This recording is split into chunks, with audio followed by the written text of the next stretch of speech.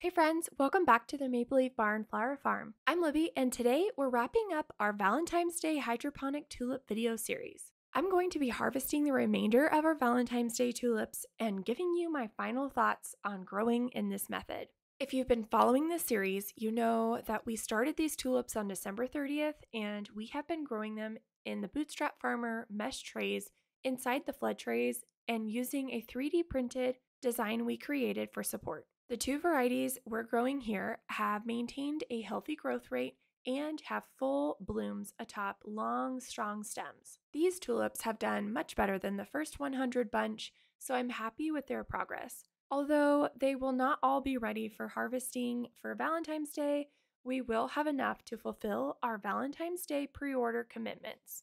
I will probably have close to 4 or 5 bunches left waiting to bloom next week, but there will be plenty of customers ready for spring blooms to hand them off to.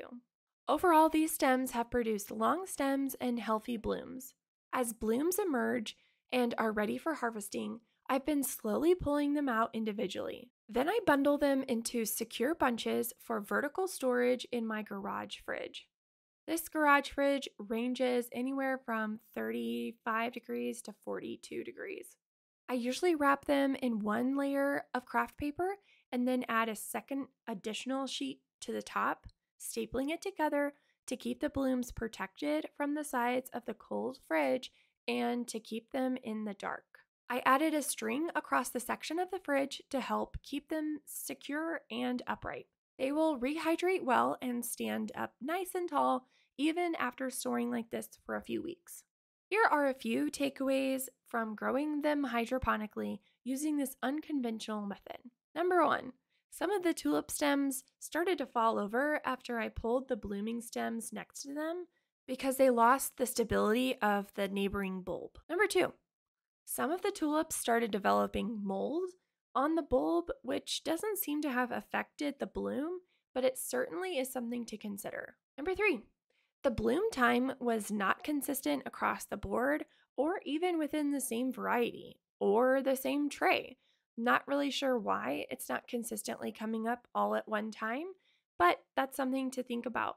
The environment might be changing how consistent it is with blooming, including the pH and how much light it's getting. Number 4, this method obviously works, but perhaps not with the accuracy that it would with a traditional bulb forcing tray, and therefore will need to be changed slightly and tested again. We used this method to solve a short-term problem that we were faced with back in December. We look forward to trying this again and also trying traditional forcing trays just for a comparison. In any case, it's been fun to grow something in the dead of winter and to have some farm-grown options to supplement for Valentine's Day sales.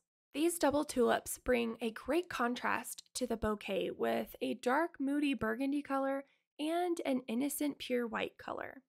This white double tulip is so big and full, I'm having a hard time wrapping my head around the fact that I grew it in my basement.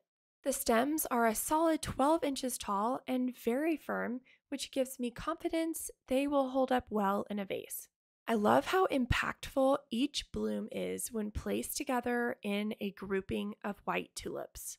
They all have consistently large, full blooms, bright leaves, and strong stems, even though this variety has developed some mold on the exterior of the bulbs. In an effort to be transparent, I felt like it was important for me to show you this and just remind you that I am not an expert in growing tulips indoors.